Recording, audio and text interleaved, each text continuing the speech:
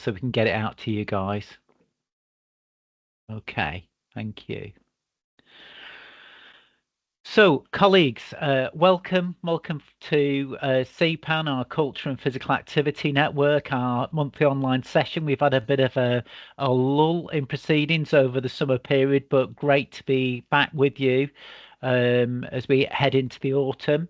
And hope the weather's good with you. I've had the water off this morning, the electric, so I've only just got a glass of water. So yeah, it's been pretty desperate in our house the last few hours. But today we're going to be focusing on two key topics. So I'd like to welcome Damien Smith and George Cull. And George Cull was he was previously a member of Active Lancashire. I think you've still got a house over in Accrington, haven't you, George? Yeah. Yeah. But you're both over at North Yorkshire Sport, and you're going to share with us the journey which North Yorkshire Sport have been on, working with the newly formed unitary authority, and then latterly the mayoral office for North Yorkshire as well, in terms of physical activity and how that's been positioned within the new LGR and devolved authority over in North Yorkshire. So we're going to do half an hour on that, and then I'm really glad to say that we're going to be joined by Pete Thomas. Pete's previously presented to CPAN, but he's going to give us an update on the Lancashire Growth Plan. And the Lancashire Growth Plan is the first of the three strategic plans as part of the Lancashire Combined County Authority.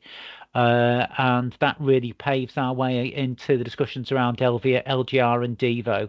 So again, we're just keeping you up to date with that. As you know, we'll be heading into that Devo submission in whatever form that will take around about November.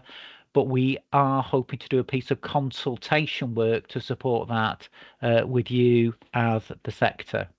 So, looking at Damien, well, I believe it's called Damo, and George.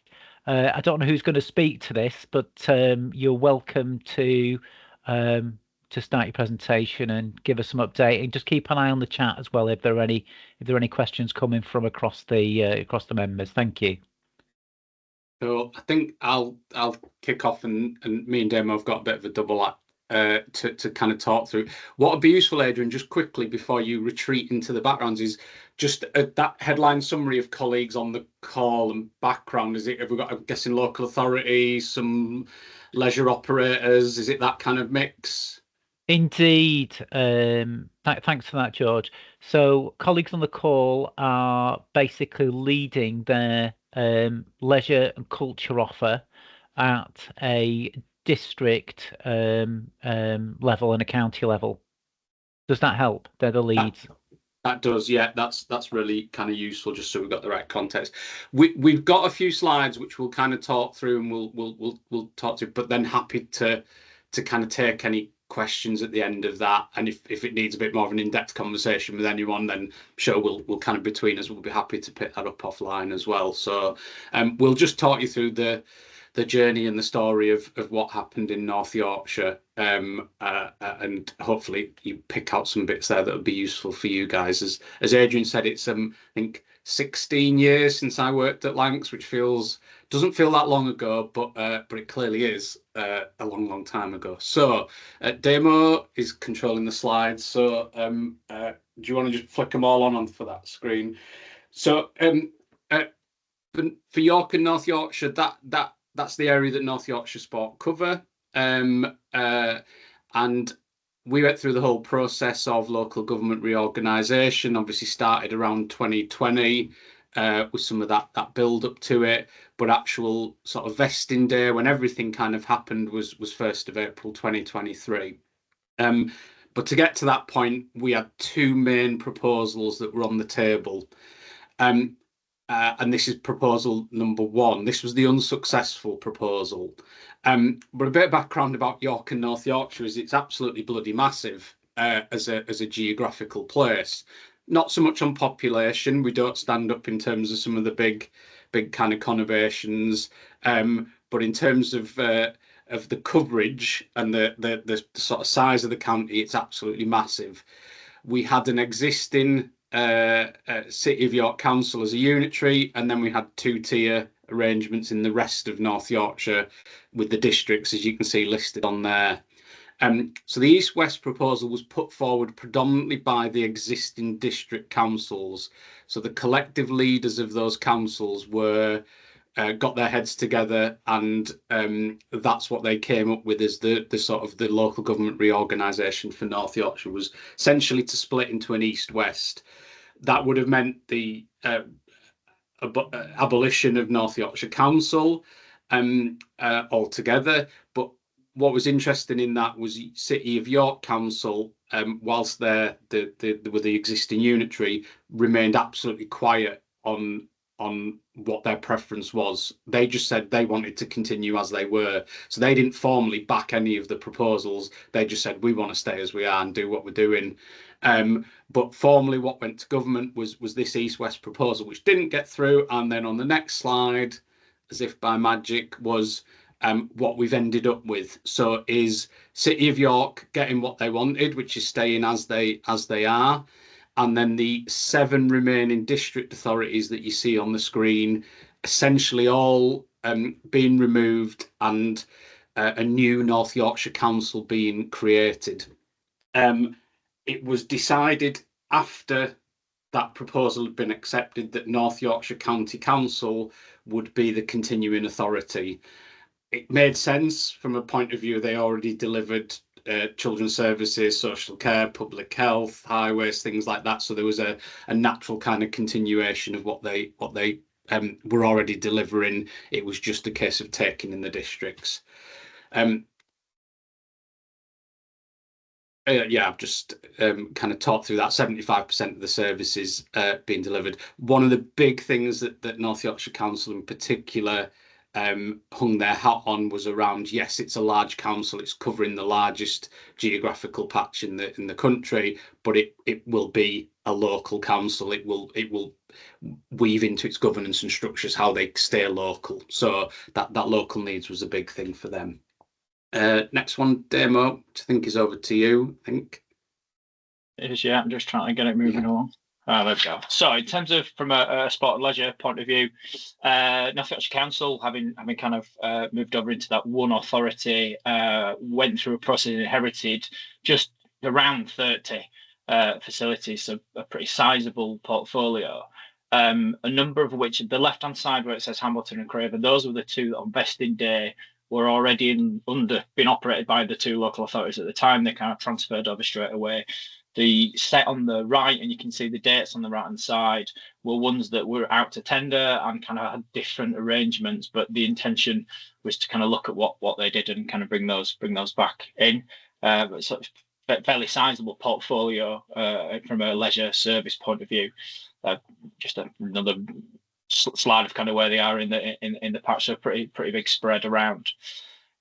One of the things that they did do in order before kind of bringing someone in to look at a commission piece of work, they set up an internal kind of work stream lead situation. So there was individual people and nominated senior sponsors in the council looking at things like operations, what would happen to the day-to-day operating of those facilities, community sport and kind of community outreach work was another. So they set up a whole range of different, and the senior sponsors were all senior directors in the council. What is fair to say is there was a very clear first number of months really focus on being safe and legal. So that transition day when they went from Sunday to Monday, I think it was, the very next day were all the lights still on, were all, was insurance in place, was everything they needed there, and certainly from a sport and leisure point of view, could people rock up to the gym on the Monday morning, and effectively there'd be no difference from that point of view. The senior leadership at North Yorkshire Council had taken it had gone through the machine, let's say, it's gone through, and they'd taken a decision strategically to put this out and to look at what the options were, and were at that point very kind of open to it.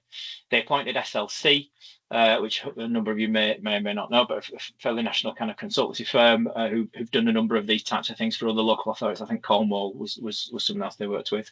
So they tendered and kind of did that. What they did do is went through a really good, we think, comprehensive kind of process where they worked with a number of agencies, including ourselves, but plenty of others around the voluntary sector, looking at what a service could look like. And at the heart of that was what is best for the residents of North Yorkshire. They went through a whole range of options. They looked at a number of things. They looked at farming everything out, bringing everything back in. They kind of put a whole range of things together for the senior leadership at the council to look at, and then looked at kind of different models that were out there and up and down the country as well in terms of successes, what was working well, and maybe where there was some significant challenges. From our point of view, as the Active Partnership, we stayed really impartial on this. I was going to say we've no skin in the game. Clearly, we do. What we've always stood by is we wanted what is best for people in North Yorkshire, and actually, whichever option it would have turned out to be, we would have kind of worked with it, and we would have supported that. But we provided some support across the senior leadership side of things. So our chief exec was kind of doing that work. The operational transitional groups are, looking at insurance and booking systems and a whole range of things. I kind of supported on that one, and then George kind of supported for, I think it was about 18 months. We were supporting the kind of locality groups, working through what would a community and outreach offer, what does community sport and voluntary sector support look like from a local authority point of view. What's fair to say is that the kind of Sport England future public leisure work and document was really fresh in lots of people's minds, and there was a very clear want and political want to make sure that whichever model they were moving to, it unlocked those assets, and that there was a very clear move to, but not an entire move because they were already on this journey, but the community assets that they had, I should say, were providing more public health services than they were discretionary nice to do, and lots of people would look at leisure and see that as a very discretionary nice to do thing, but the local authority saw that as a really integral part about how they deliver community support and how they get people living longer, stronger, fitter, happier in North Yorkshire.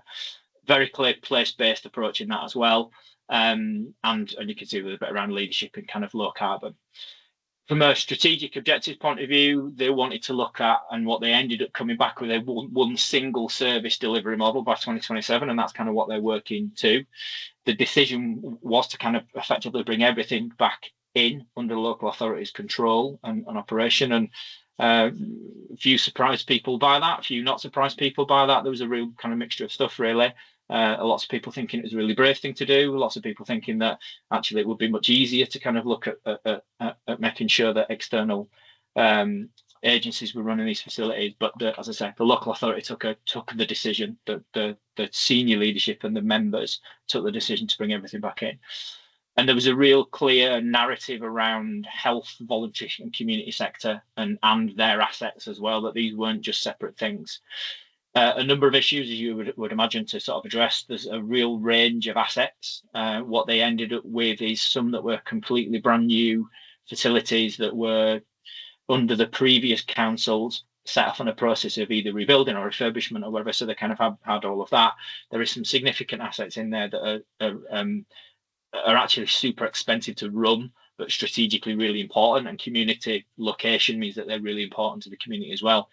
Energy efficiency in some of the older buildings, again, you would imagine, and a real big process around decarbonisation as well, and looking at energy use. And you've only got to look at the energy market in recent years to see how important that kind of piece of work is.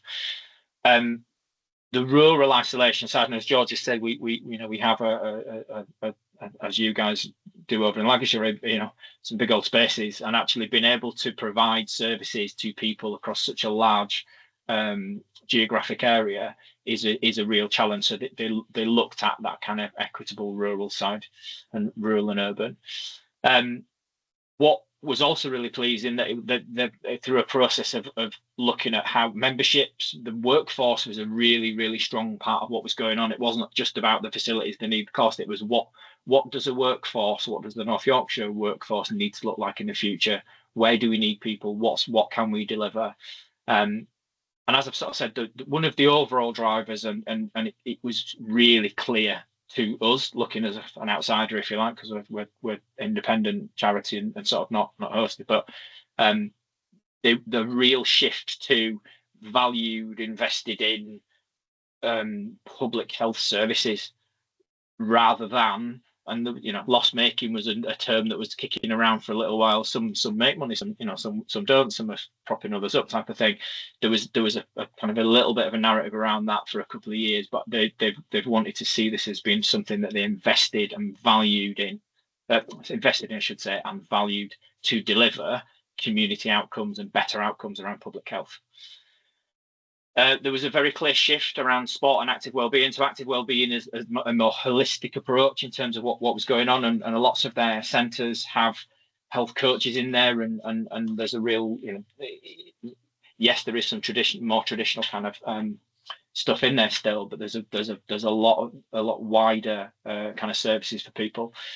They looked at that transition into one, and that is happening in one single county-wide in-house service, which I'll touch on in a second. Lots of the facilities have been renamed, rebranded. Again, I'll come on to that, but rebranded as Active Wellbeing Hub, so that there's a number of other services operating out of them. So what would have been a leisure centre now being an Active Wellbeing Hub means that people can go and clearly be active, but also get some advice from the Warm and Well team, or it may be other elements of services within the council. So, and we see that quite a lot, that kind of cross-department working. There's a very clear investment piece to do around built facilities, playing pitch strategy, and on Friday, actually, just gone, there was a big £36 million investment by the local authority into a whole range of things across their portfolio, which we can happily share. It's kind of out there in the public domain as well. Decarbonisation, as I've sort of touched on, and again, a very clear collaborative governance piece. So, the local authority have a role to play, but so does the voluntary sector, looking at what works best and the complex issues that we're trying to tackle around inactivity, health inequalities, frailty, and a whole range of other things, doing that in a space and in a way that means that the local authority play a part in that alongside other partners, not necessarily needing to do it all. From a progress point of view, you sort of see the Active North Yorkshire logo there. That's the sort of the name that they went with. I mean, there was a very clear from senior leaders, they wanted the rose in there because that was part of North Yorkshire Council's logo, and they wanted the term North Yorkshire in there. So I'm not an ad agency, but there's not very many things you can do with that. There's not very far you can go with those parameters. So Active North Yorkshire is kind of where they've settled. From a bringing back in-house, so Selby, Harrogate, and Richmondshire, which were all out and running under contracts, are all now in-house. They're all back under the Active North Yorkshire, with Rydale and Scarborough currently with everyone active with contracts that run up to 2027. So they're sort of running to the end of their contract piece, and then will be brought in. They've looked at doing that in a phased way over the last sort of 2 and a bit years, and each time they've kind of brought a facility or a group of facilities back in, they've also looked at the capacity, and restructure is probably a bit strong, but they've looked at the capacity within that department to bring all of this back in. It's not just a case of lumping more facilities back in. And they've looked at operations side, they've looked at a whole range of kind of roles that support those facilities. And as I kind of mentioned on Friday, £36 million. It's an investment strategy, but I guess it's also a de-investment strategy as well to some degree. There are some facilities that are just too costly, and they'll make some decisions on them. But it's a fairly substantial investment into their facility portfolio. And then what we shine the logo, I don't quite know where this came from, but this just sets out Active North Yorkshire's kind of key pillars, really, and the underpinning things that are in there. So that partnerships and collaboration piece at the bottom is something that they firmly believe in, and they act that way. So that's great. They're not just saying it; they genuinely do act that way. And then the workforce, and we've been conducting a workforce. We've developed a North Yorkshire and York workforce framework with the local authority, with the combined authority, with City of York Council as well, looking at the skills and the workforce needed for the future if we're genuinely going to help people improve health and well-being. So we absolutely recognise that we need more cardio rehab instructors, and we need more neurological instructors and Parkinson's specialist instructors, and a whole range of other things. So there's some really, really exciting stuff in there. George, over to you. So we thought we'd kind of summarise. We've not touched much on the combined authority, but if people want to ask us any questions, then they can do. But kind of some of the key learnings we were kind of talking through this morning of what would we, if we're going back to do it all again, what are the things that stand out for us? And some of them are really obvious. So you would have come up with this yourselves anyway. But understanding the politics, I don't need to tell a bunch of people who work in local authorities to understand the politics. But how that played out for us, and one of, I think, the key drivers behind the decision to essentially bring all the leisure operations in-house and not go out to test the market or look at outsourcing, that is, I think, a politics with a small and large P, but a political driven decision of, not in North Yorkshire, they try and do it themselves. It's only if they don't feel they're able to or they're best placed to. The finances wasn't necessarily a driver in this scenario. It was about, we try and do things in-house ourselves. We try and get that internal sort of management of it. So that was a big thing, and that came absolutely from the top. Obviously, I know in Lancashire, coming up to sort of decisions and submissions and things like that, the kind of advice and guidance around there for anyone who's not been through this type of thing before is that 95% of the focus will be on safe and legal on vesting day, and that will be that will be the end of the rainbow for people and all that's thought about. Yes, thinking does move and people start to think longer term, but ultimately your first priority will be, will my bins get collected on the first day of the new authority? Will I be able to access a leisure centre, etc., etc.? That's going to be the big focus. We think sport and active well-being, or whatever terms you kind of use locally, has come out really well through this process, and partly that's because of a belief and an understanding around its ability to deliver across things. So colleagues in public health work really closely with it, but also much closer to things like transport, local town planning, town boards, etc. They're really just positioning it as how it's part of and how it's a mechanism for helping deliver council priorities. The next point kind of talks to what I said earlier, is that, let's be really frank about it. Residents' concerns when there's any change like this will be stuff like bins, council tax. Is that authority paying more than us in council tax? How do I get unbroken kind of access to social care? Will it be any change on schools and things like that? So recognise where you are in the pecking order is kind of the advice there. And then the last point is that the change is disruptive for everyone, and people will feel either a real or a perceived risk around their jobs, their security, their the structures they work in, the teams they manage. So a real kind of message around sensitivity around the leadership that we all collectively exercise, whether that's formal or not, because it will no doubt bring about anxiety amongst people, that disruption, that change. We've seen good staff go. We've seen change being too much for people, but also the loss of what they had as well. So that's a big factor. And also linked to that, a recognition of, some people will be sweating the big stuff and some people will be sweating the small stuff. So for staff in the leisure centres, some were as worried about what colour uniform they were going to get to wear than they were about, is my pension, is continuity of service still in place, and things like that people would be concerned about. But equally, people were just concerned about what's the uniform colour going to be. So recognise that kind of, those senses is kind of at different levels for different people. Right, we'll pause there and then happily take any questions or comments or anything like that in the remaining 5 minutes or so.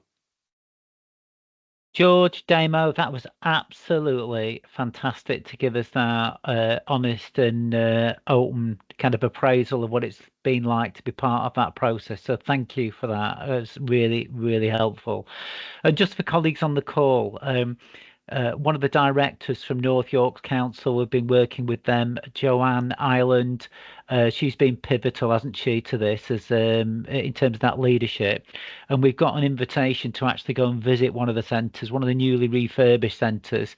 So she's offered to invite us over there, both as officers, but to bring across any elected members that you might want to see, that you might want to experience this as well, so that she can, allow them to have conversations about how did you manage that politics? Because you're absolutely right. That's absolutely, you can't ignore that. That's absolutely critical, isn't it? To ensuring that we're bringing all these disparate parts together. I really like the sound of vesting day. Never heard that as a term before. Means a different thing to me, but there we go. It's one of those of every year they update the dictionary, don't they, with new words. And 3 years ago we'd never heard of vesting day either, but now it's just part of the language. Oh well, it'll be coming across the border soon, I'm sure. Fantastic. Really, really positive to hear from my point of view those comments about skills, and upskilling people in a consistent way as well. And we've been working with Simspa around that, so really glad to hear that your very brief list was very similar to ours. So really, there's a lot of commonality to there in terms of our experiences. Not much mention about the ICB or the hospital trusts. Can you give me a little bit of feedback on that, just to kind of get that going? Thank you.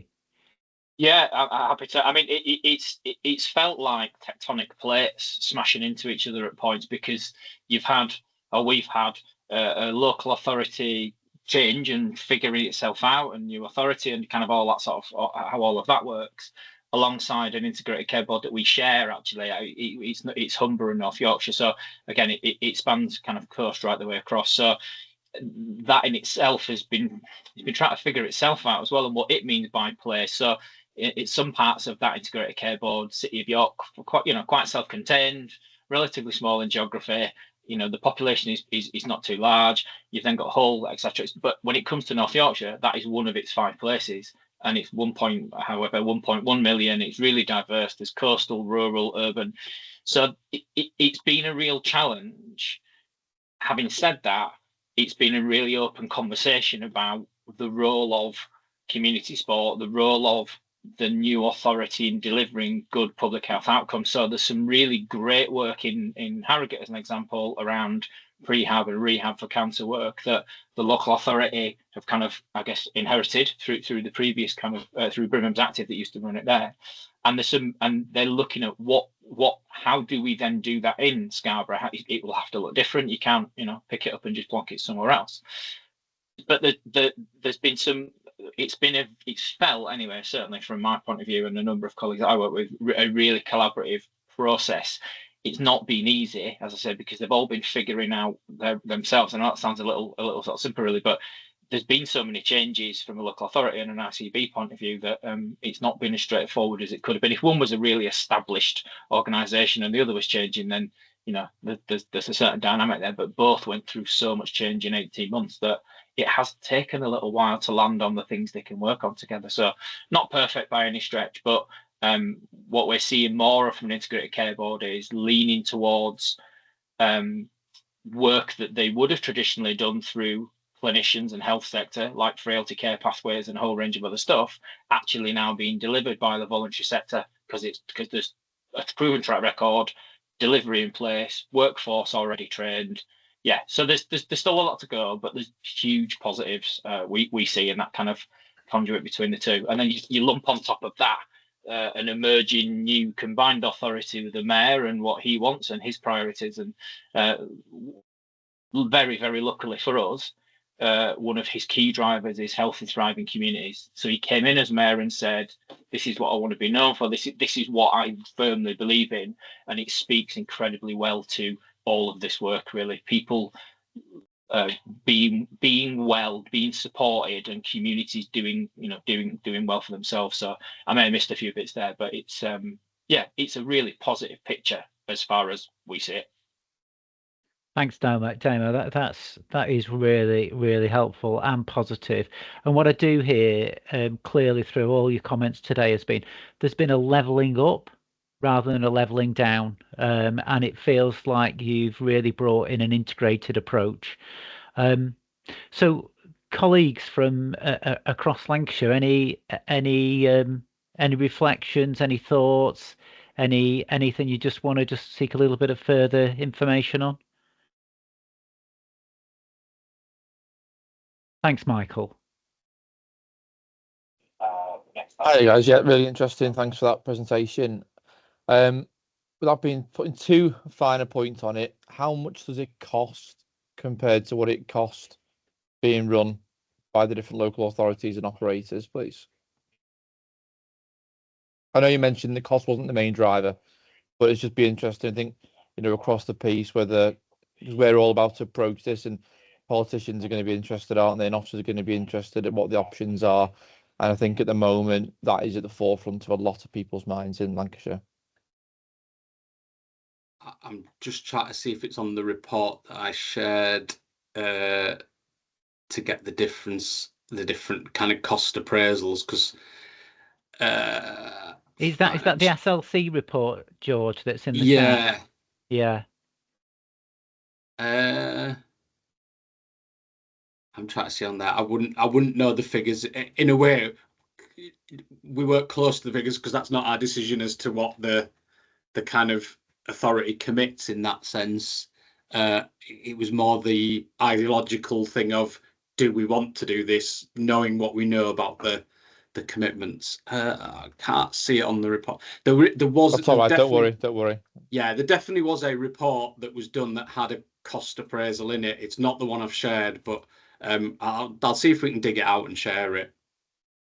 But I do know, George, from having looked at the reports myself, there's been a significant capital investment, isn't there? There's been some rationalisation of the assets, but overall, there's been a significant capital injection.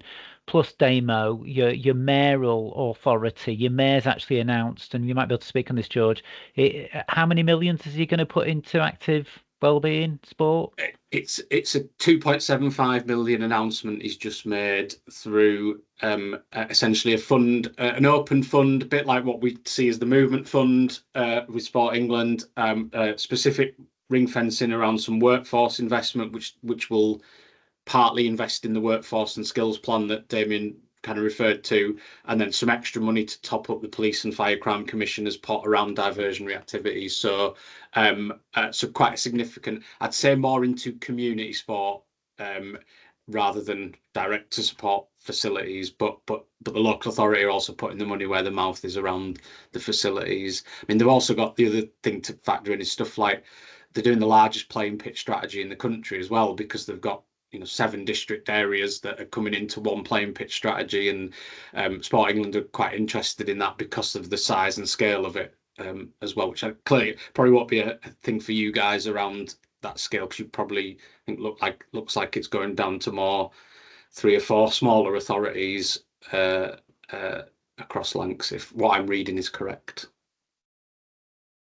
Yeah, depending who you speak to, George, Yeah. we're likely to end up between 3 and 5. I think that's where the money is. Colleagues, any further comments, feedback, question just before George and Damo leave us? George, Damo, would you be able to just leave your email addresses in the chat? Would you be able to do that for us? Just if there were any comments or any feedback that people would just like to come back to you on, that would be really helpful, and then we'll pick that up. Thank you for that. I've got one last question from Mark, and then we're going to go on to talk about the Lancashire Growth Plan. Thank you, Mark. Thanks very much for that, guys. It was really helpful. My question is around about the people. Has there or is there planned to be any work to try and address the cultural issues across the workforce?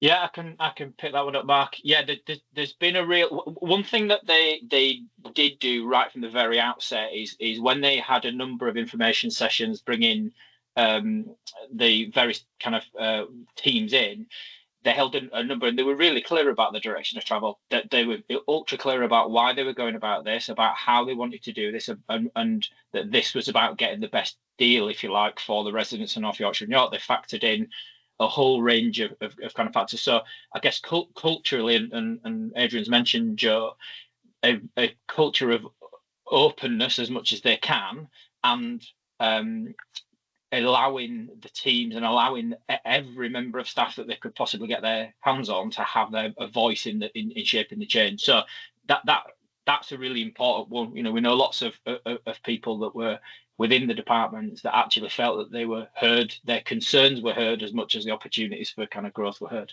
The work we're doing around the workforce stuff, again, there's a very, very clear what does the workforce for the future need to look like, but what they're also doing is embedding that in, making sure that they've already got some really significant people, assets, experience, knowledge already out there in their facilities, and they're trying to make good use of those. So there's the one thing they're looking at doing. It's a fairly straightforward thing, but they're looking at a system around mentoring and making sure that their senior specialist instructors are supporting those that are just joining and just coming in, and that does all sorts, but it certainly values the senior instructors' experience and knowledge and what they've been, what they've been doing. So, I'm not in a lot of their management team meetings, but I do speak to a lot of their members of staff, and I think culturally, from that point of view, they're very focused on a valued, invested in public health service can deliver more than where they were, which is probably a lot of traditional sports development, local facility, kind of pay and play badminton type of stuff. So yeah, I would happily work there, and I don't say that very lightly, because there's plenty of places I wouldn't work. But from a culture point of view, there's a lot going on in Active North Yorkshire that I think is the walking the walk is probably what I would say. I don't know if that helps, Mark. I know I've rambled on a bit. No, that's helpful. Thank you. Thank you. Thanks for your feedback. And George, Damo, thanks for your time today. Thanks for giving us that insight into what's happening just across the Pennines there. Really interesting conversation. So a number of people nodding their heads about the uniform conversation. It's the badge which people get behind, isn't it? As well as the culture and the brand and such. So it's how people actually engage with this transformational change, which is critical. So thanks for sharing some insight on that. And we look forward to seeing you when we come over and visit one of the centres, hopefully around Christmas, New Year time. We've got to get that date sorted with Joanne. But for us in Lancashire, we're going to be starting our consultation to support our Devo journey. We've been speaking to one of our chief executives, the chief executive of Rossendale, Rob Huntington, and he's going to support us with the development of a consultation draft, which will go for chief execs and leaders to be signed off. And again, we're going to run that through CPAN. So, thank you for doing that preparatory work in terms of our thinking. Really helpful. Brilliant. Okay. See you all later. Good to see you. Do follow up if you've got anything, and we'll catch you later. See you. Yeah. Brilliant. Thank you. Thanks. Cheers, guys. Mike. What am I saying? Pete Thomas. Are you there, Pete? Yeah, I'm here. Brilliant. There you are. I can see you now. Fantastic. Right, Pete. Can you follow that?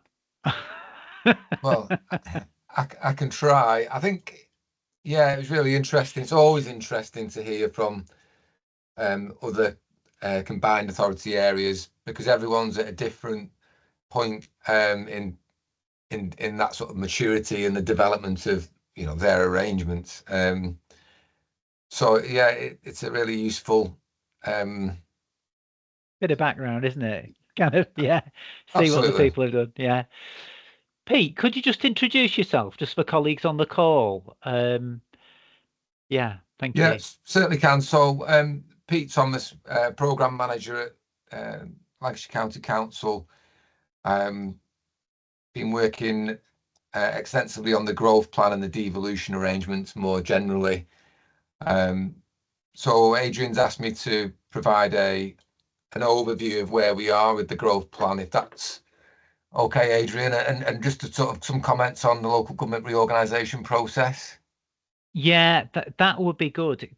And those comments in the local government process are really helpful, just to contextualise this growth plan. And I know there are a couple of other plans coming from the LCCA, aren't there, as well? So if you could reference those, thank you. That's great. And how long, Adrian, how long have you got on the agenda for this? If we could run till about 1:30, that would be great. Is that all right? Yeah, that's fine. Lovely. So as I say, Pete Thomas, I've held the pen on large portions of this growth plan, but I'm not a sector specialist, unlike the two previous speakers. So what I was going to suggest is actually the growth plan that I'll run through is going to be sort of launched, made available on the LCCA, the Council Combined Authority website over the next days, probably maybe a week. And what might be useful is once people have had a chance to sort of view it, to set something up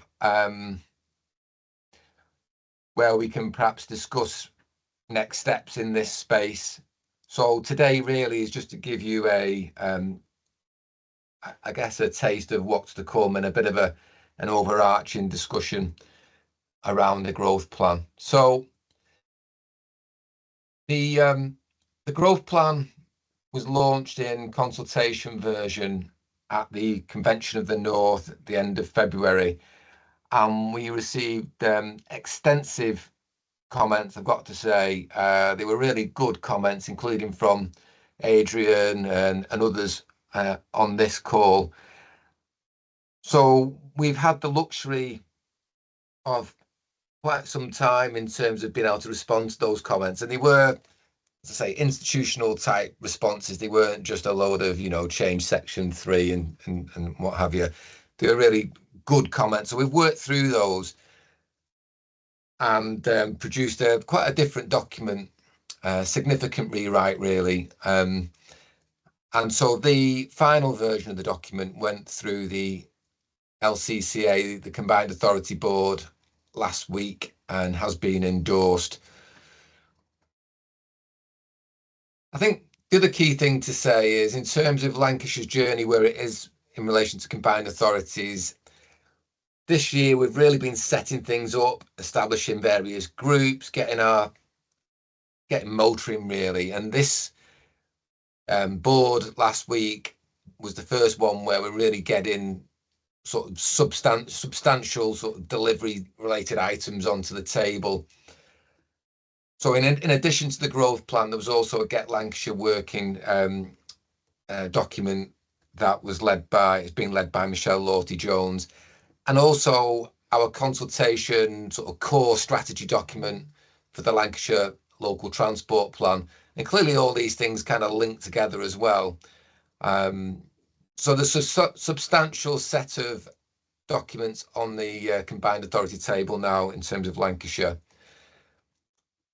I think it's important just to consider how we're managing this through, but effectively on the left-hand side, we've got a combined authority board. The business board, chaired by Mo Isap, does a really good job of kind of giving that private sector view in terms of what's going on and what's important. We've got 3 advisory boards running around transport, the growth plan itself, and skills. But there are other sort of groups coming online, including how we look at things like spatial strategy and all the other things that the combined authority is being tasked with. What I would say is we're still really focusing on skills, economic development and transport, partly because the combined authority only has one employee, Matthew Sidgreaves, who's the interim chief operating officer. So it is an embryonic organisation still, although obviously it draws on the resource that's underneath it. I think the point is we recognise that we'll need to sort of expand these groups out and our focus of these groups out. But when you consider the size, for example, of the transport budget that we will be in receipt of, we really do have to focus on getting areas like transport up and running and match fit, because the combined authority will be the transport authority. So there are some very sort of important big budgets, big statutory responsibilities that we're working through. On the other side of the page is really our sort of framework for the growth plan element, and it's about the growth plan's really building on our kind of key sectors, and then we recognise that there's a whole set of fundamental things that need to be in place in order to realise those opportunities in the sectors, and they do include health, well-being, inclusive communities, skills for growth and inclusion. So they do pick up on a number of the comments that were made to us. And I think the other big change in the document from this group's perspective is that, unlike previously in the consultation version, culture has been put into a well, culture and tourism has been elevated as a priority in its own right. We recognise that tourism is very much county-wide. We were previously focusing on the coast, really, in relation to Eden and things like that. But I think it was an absolute substantive comment that we received through the consultation. This whole kind of quality of place, the role of culture, is a really underpinning asset and differentiator for Lancashire when we consider the sort of more urbanised offer of Manchester and Liverpool. So we've really sought to increase our culture and, to some extent, sport activities in the plan. This just really talks about how we've talked about them. And again, I'm not planning to go into any detail around the culture and tourism section. You can read that when it comes out in a few days. But the way that we've structured it is really strength and specialisms and looking at opportunities for future growth, and included key locations and case studies that you'll be able to work through. I think one of the things that the growth plan has to do, we've not had a equivalent document since 2014 with the Lancashire Strategic Economic Plan. And so these documents have got to be able to produce a compelling narrative about Lancashire's role in the world, how we can contribute to national growth priorities. And to that extent, we need to demonstrate that we understand how our economy functions. And I guess the good news for Lancashire is, unlike some of the other combined authorities up and down the country that were kind of sort of forced into some strange geographies, Lancashire is a functional economic unit. We can draw on a substantial evidence base, including the independent economic review that was done in 2021, 2022. So we've used some of that work to really map out how our economy functions, and very much pushing this east to west connectivity angle. The labour markets currently, and a lot of communications travel patterns go up and down, as you can see with the grey arrows. But we're really interested in improving that east-west growth corridor, which 50% of the population live across that sort of M55, M65 corridor. And that's not to say we don't recognise the other areas, including around Ormskirk and Skelmersdale, and obviously Lancaster, Morecambe. So as much as possible on these things, we've sought to provide a balanced view across both sectors and geographies. And we've also provided some comment around how Lancashire interacts across the wider north. I think the interesting observation here for me is we've done quite a lot of work around our strategic employment sites and our sort of major transformational economic projects, our big employment projects like Eden and the enterprise zones. But what we've not done, if we think about this map, although we still need to layer on housing, and we still need to layer on some of the transport work. So unlike York and North Yorks and others who are probably further ahead in terms of their sort of big spatial planning and their ability to sort of provide maps like this with all the key infrastructure on. We are on that journey, and it is an emerging map. So, I mean, I mentioned before around the business board, and I think Mo Isap has been very articulate about it's okay having a plan. And I think we've got a good plan now. You know, you have to do the hard yards. We haven't gone out to a consultancy. We've done it ourselves in-house. I think we're pleased with it. But the point that Mo was making last week at the board was it is about delivery. And I think, you know, it's about having the capacity to deliver. We're not currently a mayoral combined authority, so we don't benefit from the levels of investment that other areas that are mayoral do. So Lancashire, we have to make the best of our resources that we've collectively got in realising this plan. And there's a few sort of elements to this which we're in the throes now of making sure that we're working with key contacts in government and other areas.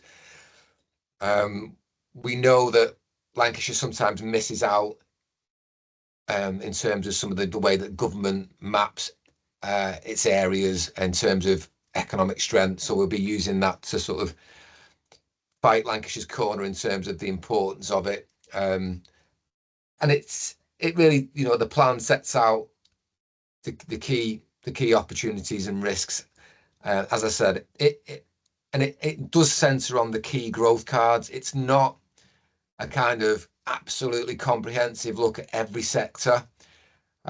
We've tried to be as balanced as we can, as I said, but really we need to be able to say these are the main areas that Lancashire stands out in, and these are our big competitive strengths, and this is how, you know, we can support national targets.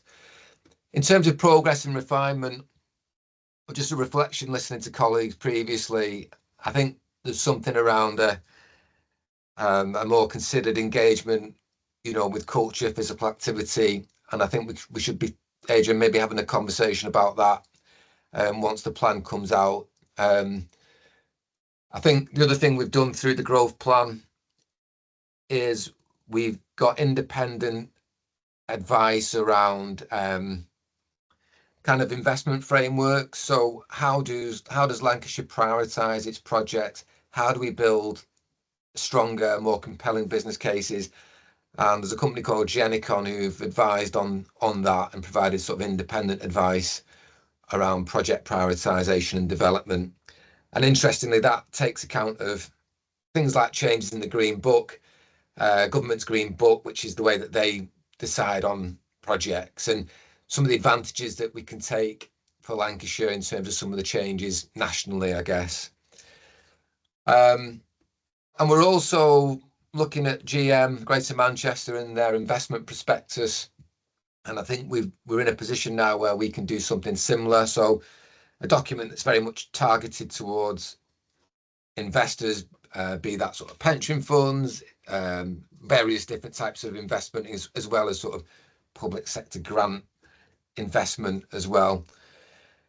And I think the document that we've got as part of the, you know, the emerging combined authority really puts us in a much stronger position to go to sort of, you know, these big showcases across nationally, like UK Reef, which is sort of a big property show. You know, it's about Lancashire being able to tell its story. What's its brand? What's its place in the world? And I think through the combined authority, we all know that that's one of the biggest advantages that these bring. It puts you on it gives you an opportunity and a platform to tell your story better. And I think that's the documentation that we're doing at the moment.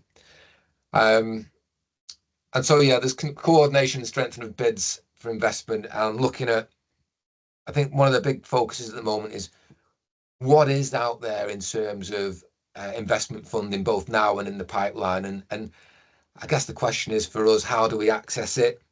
So we've got in addition to the sort of glossy document, we've got a working document of projects, which is very much a live sort of Word document that will sit on the LCCA website.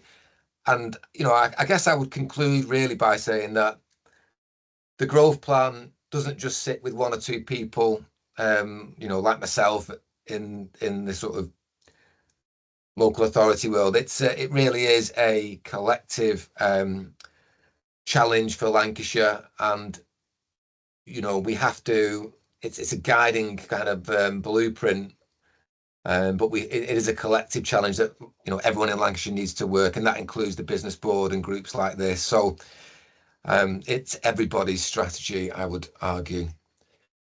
So I was going to pause there and then just briefly talk about LGR, but Adrian, do you want me to carry on and plough on to the carry on further and then just stop? Unfortunately, Peter, it looks like Adrian's dropped off, eh? All right, okay. Right, well, I'll just quickly whiz through and then you can probably rejoin. So looking at the time, I'm not planning to talk this in any depth. This isn't something I'm involved in heavily, but I've just spoke to colleagues around where we are. So local government review, there's a stakeholder survey out until the 28th of September. Lancashire's going to submit what we feel is the best way in terms of carving up the local authorities and the number of unitaries, I think, as Adrian mentioned earlier. So 3, 5, where they would lie and how that would fall. Government's going to do their own statutory consultation, I understand, in early 2026, and then make a decision over the recess of next year, with a view to elections for shadow unitaries in a mayoral position, if that's what's decided, in May 27. And then I think this vesting date, I think, was described as in May 2028. Obviously, that's quite a long time in politics, and it's subject to all sorts of changes. And I know there was a recent reshuffle, but that's broadly what Lancashire is aiming at. So I'll leave it there. Hopefully, that's given you a kind of an overview where Lancashire is in this process. But I do recognise that I think probably through a conversation with Adrian, we may want to understand how we get into some of the sports, the cultural, physical activities items in a bit more detail, but I can pick that up with Adrian. So happy to take any other comments if there are any. Thanks, Pete, and apologies, colleagues. The power went off in the house, so I kind of missed some of your input there. I'll have to check on that, Pete. Pete, I've got one specific question, and I wanted to ask you about this. You mentioned the investment prospectus, and I'm really interested to know, Pete, does the investment prospectus create an avenue to have a conversation with the local government pension scheme about potential capital investment into our assets and facilities across the sector? I think the pension schemes are changing up and down the country in terms of as I understand it, they're being asked to focus more locally. I would suggest it does, and we can pick that up. I think, they're always going to be open to a conversation, so we can pick that up, Adrian. Yeah, thank you, Pete. I know that a number of colleagues on the call would be very interested in that. So it would be helpful if colleagues were interested in being part of a sectoral response. And I will reach out to my arts and wider culture colleagues. So I'm looking at Steve there, Steve Lloyd, to help me with that, perhaps with Janie as well, to help get our arts and wider cultural colleagues engaged as well. But Pete, we'd just love to have a bit of a round table with you, just have a look at the options. Yeah, I think that'd be great, and I need to have some conversations internally as well around how we would engage in that. But I think that sounds like a really good next step. Brilliant, thank you. And I know you've put it there in the chat, but you've got the LGR survey, haven't you? That's out now, isn't it? That's live. So obviously we need to respond to that. Okay, colleagues on the call, any further comments? I recognise we're just after 1:30 now. Any further comments? Mark, thank you. Thanks, Adrian. Yeah, really interesting that, Pete. That's lots of food for thought. My sort of portfolio service areas cut across housing and active lives and communities. I know you mentioned housing just in passing there, but I think housing, probably is one of the areas that I'd really be interested about how that's going to be picked up as it moves forward, because obviously a lot of investment. Glad to see health and well-being and inclusive communities. I think I saw a bullet point there, but obviously housing cuts across, as does active lives, into that health and well-being agenda. So I think it's very important that it's picked up. Thanks.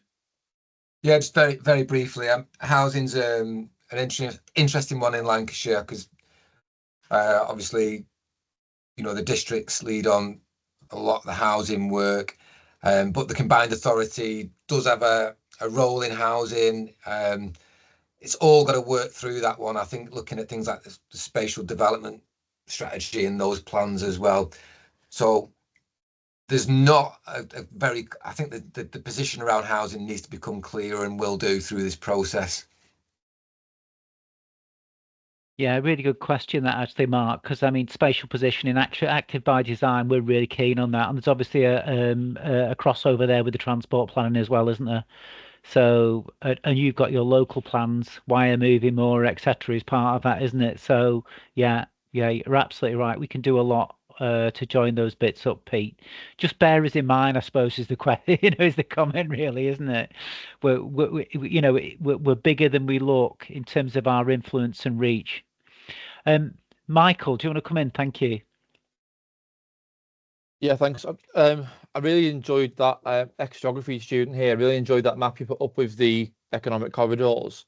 I'm just wondering, I've also seen the survey that's been put out there that you've put the link to, which has got the drawn up, the option 2, 3, 4, 5. To what extent have maps like that and graphics like that influenced some of those divisions? Because there are some that to me look quite disjointed, and there are some that look like they make a bit more sense in terms of how people actually get around the county and around the sub-regions within the county. So I just wonder if you had a comment at all on that, please. Yeah, there's been a lot of work gone on, both recent sort of analysis and looking back to previous studies like the Lancashire Independent Economic Review. I've not been directly involved in it, so I can't really comment, but all I would say is there's been a lot of work about how Lancashire functions spatially, gone into the LGR thinking. So it has been picked up, and I couldn't really comment beyond that, because I guess it'll come out in the wash in terms of the proposals that are put together beyond where we are now. But it's a good point, and yeah, Michael, it's how Lancashire functions is a really interesting discussion, both currently and how it could function in the future. So it's a good point. All right. Yeah, no, thank you. Thanks, Michael. Well, colleagues, if there are no further questions or comments, Pete, that was great, actually. It's a lot better than I thought it was going to be for a relatively dry subject. So I thought there's a lot in there to be excited and to engage with. So that's really positive, and well done for all your work on that. Christian, you've just snuck in there in the closing moments. Go on then. Could feel you winding. I could feel you closing down, Adrian. I didn't know if you had 1 minute at the end for me to introduce you to the lovely Kirsty that's part of my team, who I invited to the call today.